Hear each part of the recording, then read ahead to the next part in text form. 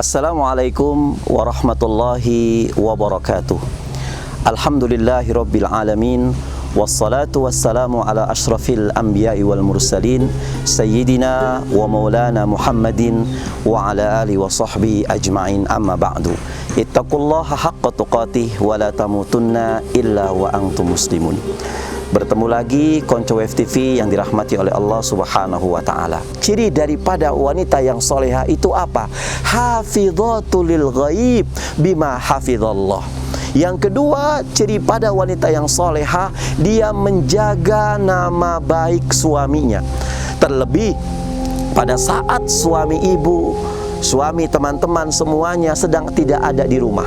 Dan ini betul-betul ditekankan kepada seorang istri. Artinya apa? Pada saat suami kita tidak ada di rumah, maka kita lebih untuk menjaga nama baik dia. Padahal Allah Subhanahu wa ta'ala katakan bima hafizallah, semua aib saya, semua aib teman-teman semuanya, aib rumah tangga kita oleh Allah Subhanahu wa ta'ala telah ditutup nih, telah ditutup fitrahnya. Jadi kalau saat kita merasa diri kita itu baik di masyarakat, bukan karena kita soleh, bukan karena kita memang baik, tapi aib kita sedang ditutup oleh Allah Subhanahu wa ta'ala. Makanya kata Rasulullah SAW, kalau ada persoalan dalam rumah tangga yang terjadi di malam hari, jangan sampai di siang hari persoalan rumah tangga itu muncul. Kenapa ada pertanyaan? Kenapa sih? Ini ditekankan sekali bagi seorang wanita. Sahabat Web TV yang dirahmati oleh Allah Subhanahu wa ta'ala, di dalam Al-Quran Allah betul-betul memuji kaum perempuan. Bahkan Allah Subhanahu wa ta'ala menyebutkan ada dua nama untuk kaum perempuan di dalam Quran. Kalau wanita itu sedang sendiri, namanya mar'atun. Kalau wanita sedang banyak, 2, 3 bahkan lebih, ini namanya nisaun. Makanya Allah menghormati kaum wanita dengan memberikan satu nama dalam Al-Quran dengan nama surah An-Nisa. Tidak ada surah Ar-Rijal atau laki-laki. Tapi laki-laki Allah sebutkan di dalam Al-Quran itu namanya cuma satu. Baik laki-laki itu sendiri maupun laki-laki itu banyak. Kalau sendiri itu namanya rojulun, tapi kalau banyak namanya rijalun. Laki-laki itu harus betul-betul tegap, harus betul-betul tangguh. Karena rojulun atau rijalun mengambil makna dari rijlun, yaitu kaki. Badan kita bisa tegak, badan ini bisa mengangkat kepala yang begitu berat karena adanya kaki. Maka laki-laki dimanapun berada, Islam menginginkan dia harus tangguh, dia harus tegas, dan dia harus tegap. Adapun wanita, yang pertama, wanita itu kenapa dinamai sebagai mar'ah, perempuan? Dari kata-kata muru'ah. Yang pertama artinya bahwasannya perempuan itu ingin selalu tampil rapi. Konco Web TV yang dirahmati oleh Allah Subhanahu wa ta'ala, laki-laki kalau dia memakai pakaian lecek lah, lusuh, nggak ada persoalan. Tapi lihat wanita, sedikit saja leceh, sedikit saja lucu, sedikit saja tidak rapi, maka ini jadi persoalan. Kenapa? Karena mar'ah yang pertama artinya ingin tampil rapi. Yang kedua, mar'ah itu ingin tampil terhormat artinya. Contoh, ketika ibu-ibu ingin menjemput anaknya sekolah, anaknya belum keluar dari sekolah, mereka ngumpul bareng.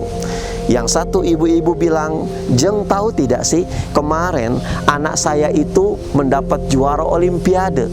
Maka yang satunya lagi ingin tampil terhormat. Dia mengatakan, "Loh, anak saya juga olimpiade ini, anak saya juga lomba di sini." Itulah perempuan, ingin tampil terhormat. Dan yang ketiga, mar'ah itu artinya ingin laksana cermin. Di dalam filsafah bahasa Arab dikatakan al-mar'atu kal-mir'ati. Perempuan itu laksana cermin. Jadi cermin itu kalau sempurna teman-teman, kita bercermin di depan cermin yang sempurna, maka cermin itu memantulkan bayangan kita yang sempurna. Tapi ketika cermin itu retak, ketika cermin itu hancur, bisa nggak kita untuk menata kembali cermin itu? Sangat bisa. Tapi sayangnya ketika cermin itu sudah retak, cermin itu sudah hancur, kita tata dengan lem, ketika kita bercermin dengan kaca tersebut, cermin itu bisa memantulkan bayangan kita, tapi memantulkan bayangan yang tidak sempurna, sebagaimana cermin itu belum pecah. Maka artinya al-mar'atu kal mir'ati, seorang perempuan itu seperti cermin. Kalau seandainya hati seorang perempuan terluka, maka dia mudah untuk memaafkan, tapi sulit untuk sekali melupakan. Ini mar'ah. Nah, kalau wanita itu sedang berjamaah, sedang berdua, sedang sendiri, sedang bertiga, lebih daripada satu, maka Quran menyebutnya nisaun, dari kalimat nasa'a. Apa itu nasa'a? Yang pertama, nasa'a itu adalah perasaannya mudah goyah. Kadang dalam rumah tangga ada anak-anak, kemudian suami, kemudian istri sama-sama menyaksikan satu sinetron.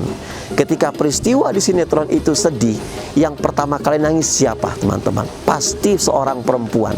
Mudah goyah, mudah punya perasaan. Yang kedua, nisa itu artinya apa? Dari kata-kata nasa'a, yang namanya perempuan itu tidak bisa untuk tidak menceritakan berita-berita terbaru yang dia alami. Makanya ahli psikologis itu mengatakan, kalau seorang bapak komunikasi dengan seorang anak laki-lakinya paling lama 5 menit. Seorang ibu komunikasi dengan anak laki-lakinya bisa lama sampai setengah jam. Tapi seorang ibu ketika ngobrol dengan ibu-ibu yang lain, maka bisa berjam-jam. Maka disinilah kenapa Islam sangat betul-betul menekankan kepada seorang perempuan, kepada seorang istri, hendaknya dia hati-hati dalam menjaga kehormatan suaminya. Sahabat konco Web TV yang dirahmati oleh Allah Subhanahu wa Ta'ala, mungkin kesimpulannya adalah 2 untuk menjadi wanita yang salihah. Yang pertama adalah qanitatun. Apa itu qanitat? Qanitatun, taat kepada Allah dengan taat kepada suaminya.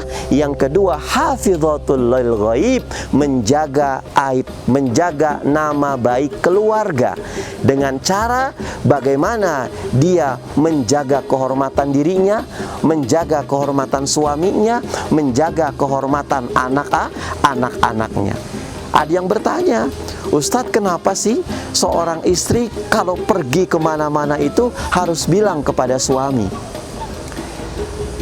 Konco FTP yang dirahmati oleh Allah Subhanahu wa Ta'ala, ini adalah cara Allah agar suami kita harus melek dengan apa yang dilakukan istrinya. Coba kalau seandainya suami kita itu paham, cuman kalau tidak ditekankan, dia tidak akan pernah perhatian dengan istrinya. Tapi ketika agama mewajibkan kepada seorang wanita, kemanapun kalian berada, mau apapun kalian di luar, maka pertama kalian harus izin dengan suami. Ketika izin dengan suami, Mas, saya mau pergi ke PKK, Mas. Suami tahu tuh. Nah, pada saat suami tahu, ternyata setengah jam kemudian hujan turun, maka suami akan menumbuhkan perhatiannya kepada istrinya. Mungkin membawakan payung ke lokasi PKK, atau mungkin menyuruh pembantu, menyuruh anak-anaknya untuk membawakan payung kepada mamanya. Wahai anakku, ini sampaikan, ini hantarkan, bawa payung ini untuk diberikan kepada mama. Kasihan mama ketika pulang itu hujan. Karena si istri itu ketika perempuan kalau sudah menikah, dia akan membawa nama suaminya.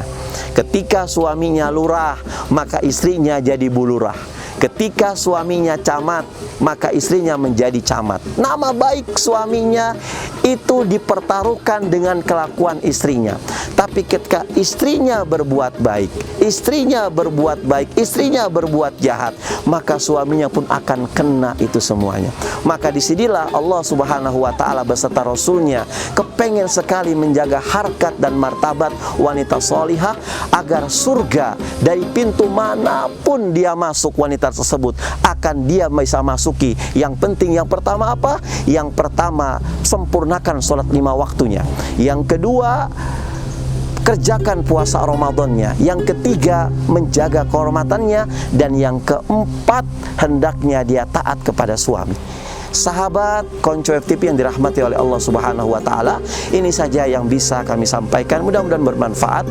Nasrunallah fatun qarib wa basil mu'minin. Assalamualaikum warahmatullahi wabarakatuh.